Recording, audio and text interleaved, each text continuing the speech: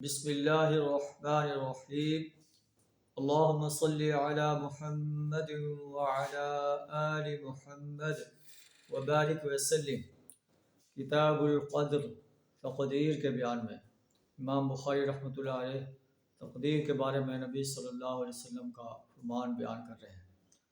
عن عمران بن حسین رضی اللہ عنہ قال رجل یا رسول اللہ اجورف اہل الجنت من اہل النار قال نعم رواہ البخاری۔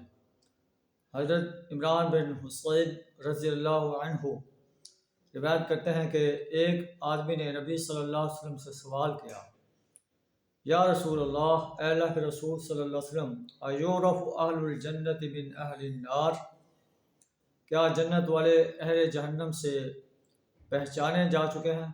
آپ صلی اللہ علیہ وسلم نے فرمایا نعم۔ اس نے کہا فَلِمَ يَعْمَلُ الْعَامِلُونَ، تو پھر عمل کرنے والے کیوں عمل کرتے ہیں؟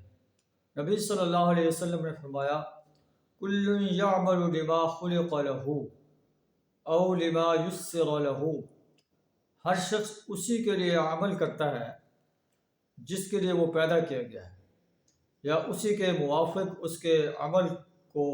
اس کو عمل کرنے کی توفیق دی جاتی ہے۔ یہ تقدیر کے بارے میں نبی صلی اللہ علیہ وسلم کا فرمان ہے۔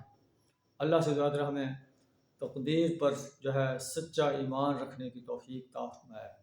وآخر دعوانا الحمد للہ رب العالمین۔